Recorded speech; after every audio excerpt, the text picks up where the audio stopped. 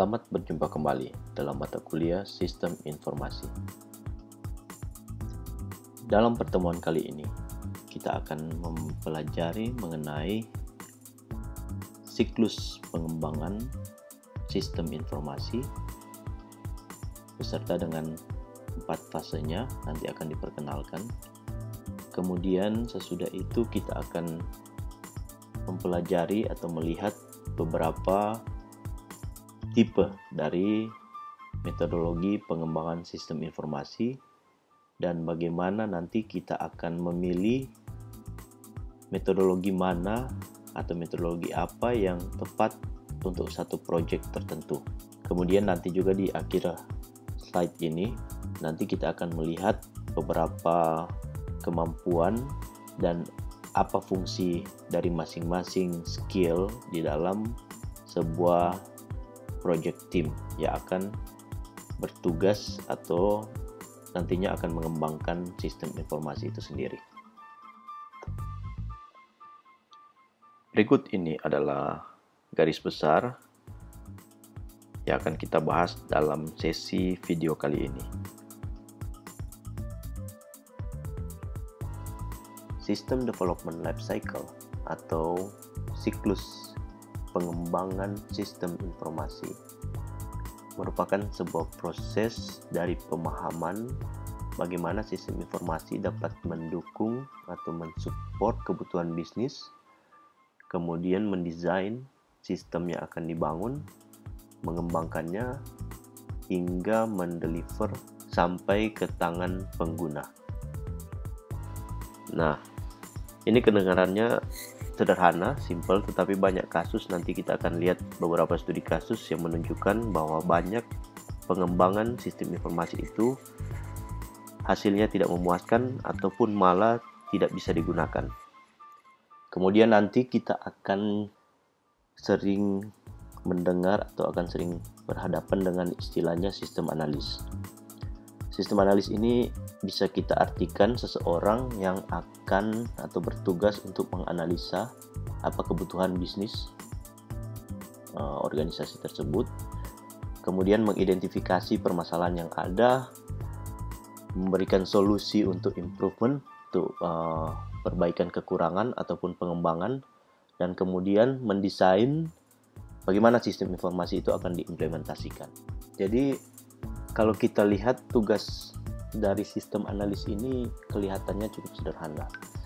Akan tetapi dikatakan oleh buku referensi bahwa ternyata cukup banyak sistem informasi yang dikembangkan itu dikategorikan tidak cukup efektif atau tidak berhasil dikembangkan. Ini ada beberapa informasi atau data yang mengatakan bahwa 42% dari seluruh proyek sistem informasi dari perusahaan di US ini diabaikan sebelum aplikasi atau sistem informasi ini selesai dikerjakan. Nah, ini ada survei di tahun 1966 ya. Kemudian juga ada dikatakan 53% dari seluruh proyek sistem informasi pemerintah US itu diabaikan.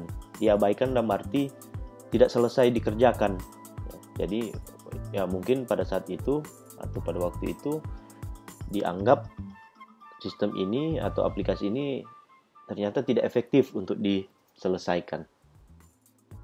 Nah, kemudian banyak dari sistem yang dikatakan diteruskan sampai selesai itu, sampai di-deliver kepada user, itu secara signifikan ternyata tidak tepat waktu. Ya. Kemudian karena dia tidak tepat waktu, menyebabkan biaya itu jauh dari yang diharapkan atau yang direncanakan. Kemudian selain itu juga dia memiliki fitur yang jauh lebih sedikit dari yang direncanakan. Kebanyakan dari sistem yang dibangun tetapi tidak selesai itu disebabkan karena analis atau sistem analis berusaha membuat atau mengembangkan sistem yang luar biasa menurut dia tanpa memahami dengan jelas apa kebutuhan organisasi. Padahal di satu sisi kita tahu tidak perlu terlalu kompleks. Sebenarnya tujuan dari organisasi komersil itu adalah reduce cost, mengurangi biaya, atau meningkatkan pendapatan. Dua hal ini sebenarnya menjadi tujuan utama atau goal di dalam organisasi komersil. Nantinya dalam mata kuliah ini, mahasiswa itu akan diajarkan beberapa kemampuan dasar yang dibutuhkan untuk menjadi seorang sistem analis. Sebab dikatakan tidak ada sebuah silver bullet, ya, silver gun itu, atau tools tertentu yang menjamin bahwa dengan menggunakan tools tersebut atau dengan metodologi tersebut, sebuah sistem informasi itu yang dikembangkan akan optimal atau akan efektif atau akan berhasil. Sehingga tentu diperlukan nanti di sepanjang mata kuliah ini, ya, nanti kita akan belajar apa-apa saja sebenarnya kemampuan dasar yang dibutuhkan oleh seseorang yang nantinya bisa menjadi seorang sistem analis. Konsep pengembangan sistem informasi itu dalam banyak analogi ini mirip dengan ketika kita akan mengembangkan atau membangun sebuah rumah, ya, atau sebuah bangunan. Pertama-tama pemilik rumah tentu akan menjelaskan bagaimana rumah itu dia ingin dia bangun, ya, kepada developer. Kemudian ide tersebut akan ditransformasikan oleh developer ke dalam sketsa atau gambar drawing yang akan menunjukkan atau nanti akan ditunjukkan kepada owner sampai owner tersebut setuju dengan gambar yang dia lihat atau diperlihatkan itu. Nah, tentu di dalam proses ini itu akan bolak-balik antara developer dan owner, ya, sampai owner itu setuju bahwa gambar yang ditunjukkan oleh developer itu sesuai dengan apa yang diinginkan oleh owner, ya, oleh pemilik rumah, ya.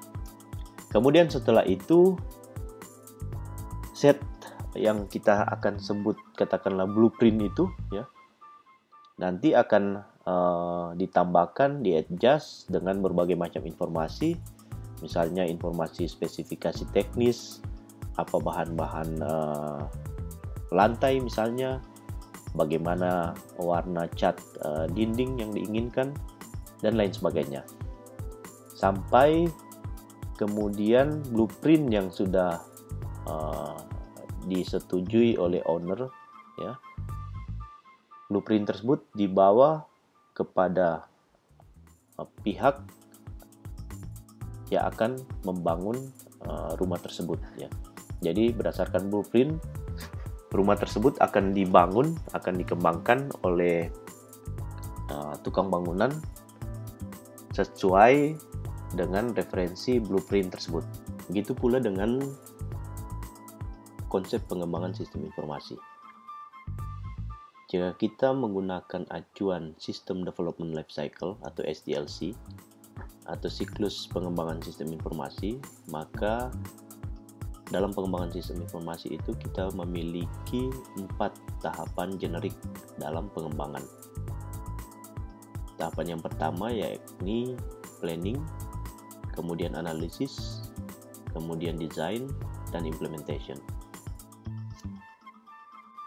Tahapan planning atau perencanaan ini dia harusnya akan menjawab pertanyaan kenapa kita akan mengembangkan atau membuat satu sistem informasi. Jadi apa alasannya? Kemudian ini juga di dalam tahapan perencanaan ini kita akan menguraikan bagaimana tim atau struktur tim yang akan menjalankan pengembangan itu sendiri. Nah, nanti kita akan belajar di dalam tahapan planning ini bagaimana kita akan menyusun, kemudian menjadwalkan scheduling bagaimana tim akan bekerja dalam pengembangan. Dalam tahapan perencanaan ini nantinya kita akan mempelajari bagaimana membuat yang namanya dokumen system request. Kemudian yang kedua, bagaimana kita membuat satu dokumen yang namanya project plan. Jadi di dalam tahapan perencanaan ini atau planning ada beberapa langkah yang akan kita pelajari. Yang pertama, kita akan mempelajari bagaimana mengidentifikasikan opportunity atau peluang apa yang bisa diberikan oleh sistem informasi untuk menjawab permasalahan yang ada di dalam organisasi. Kemudian kita akan melakukan analisa kelayakan atau feasibility analysis. Kemudian yang ketiga atau tahapan ketiga, kita akan belajar bagaimana mendevelop work plan. Jadi bagaimana kita membuat kerangka kerja di dalam satu proyek pengembangan sistem informasi. Kemudian sesudah itu kita akan pelajari bagaimana staffing the project atau menguraikan struktur pekerja di dalam proyek ya. Kemudian bagaimana kita memanage dalam manajemen proyek sistem informasi. Hal-hal tersebut yang akan kita pelajari di dalam tahapan perencanaan. Lanjut ke tahapan analisis. Dalam tahapan analisis ini, dia seharusnya menjawab pertanyaan siapa yang akan menggunakan sistem. Kemudian apa yang akan dilakukan oleh sistem. Kemudian di mana sistem itu akan diimplementasikan. Kemudian kapan sistem ini dibutuhkan selesai. Nah, hasil analisis ini atau di dalam tahapan analisa ini akan menghasilkan satu dokumen yang namanya sistem proposal. Jadi di dalam sistem proposal ini akan terdiri dari beberapa step ya, atau akan di dalam tahapan analisis ini kita akan mempelajari beberapa step. Yang pertama, kita akan belajar bagaimana mengembangkan atau mendevelop strategi untuk melakukan analisa ya. Kemudian step selanjutnya kita akan menentukan bagaimana proses menentukan requirement bisnis apa yang dibutuhkan atau yang harus dijawab oleh sebuah sistem informasi. Kemudian step berikutnya kita akan pelajari bagaimana membuat use case ya. Use case ini akan sangat bermanfaat untuk menggambarkan bagaimana existing sistem informasi yang sementara berjalan. Kemudian tahapan selanjutnya di dalam analisis ini, dalam fase analisis, kita akan pelajari bagaimana memodelkan bisnis proses dalam sebuah diagram yang namanya data flow diagram. Selanjutnya, tahapan berikut di dalam fase analisis ini kita akan melihat juga apa yang namanya data model.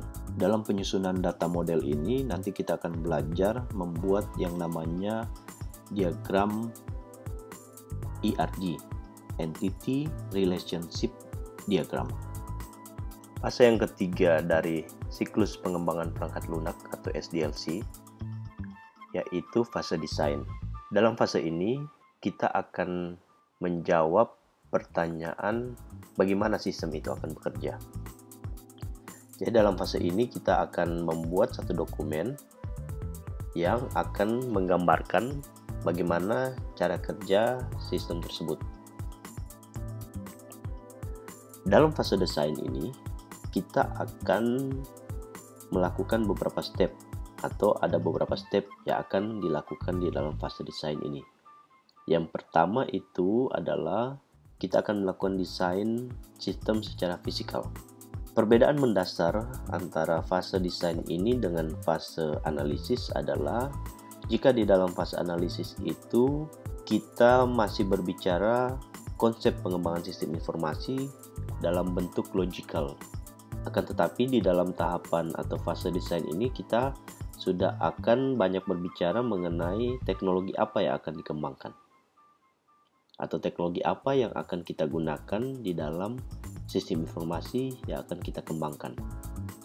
Sehingga nantinya ketika di fase desain itu kita membuat data flow diagram logical atau logical DFD, tetapi di dalam fase desain ini kita akan membuat yang namanya physical DFD, ya, data flow diagram secara fisikal. Kemudian step selanjutnya juga kita akan melakukan desain arsitektur sistem informasi, termasuk desain interface-nya, desain program, sampai dengan desain database dan desain filenya. Itu semua akan menghasilkan satu dokumen yang namanya system specification. Nah, ini akan kita pelajari atau yang akan kita hasilkan di dalam fase desain. Fase terakhir di dalam pengembangan sistem informasi atau SDLC adalah fase implementation atau fase implementasi. Di dalam fase ini kita akan banyak berbicara mengenai bagaimana sistem yang sudah kita desain, yang sudah kita rancang akan diimplementasikan atau akan dikembangkan. Di dalam fase implementasi ini akan ada beberapa step yang akan dilakukan. Antara lain bagaimana kita akan menentukan test plan-nya, kemudian dokumentasi program, kemudian migration plan atau rencana migrasi sistem, kemudian bagaimana training dan support termasuk sistem maintenance-nya, sampai dengan audit sistem informasi. Nah, ini akan dilakukan di dalam fase implementasi. Demikian kita sudah melihat garis besar atau gambaran umum dari 4 fase tahapan pengembangan sistem informasi, yaitu fase perencanaan, fase analisis, fase desain, dan fase implementasi. Nantinya dalam mata kuliah ini nanti kita akan banyak juga berbicara mengenai apa yang namanya project. Ini merupakan atribut utama di dalam pengembangan sistem informasi.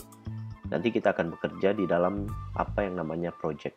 Sesuai juga dengan apa yang kita sudah lihat bersama, garis besar 4 tahapan fase itu, dapat kita simpulkan bahwa project sistem informasi merupakan tahapan pengembangan sistem informasi yang meliputi beberapa fase, dan setiap fase tersebut memiliki standar output yang berbeda, yang nantinya output tersebut atau dokumen-dokumen tersebut akan saling berinterrelasi dan mendukung satu sama yang lain.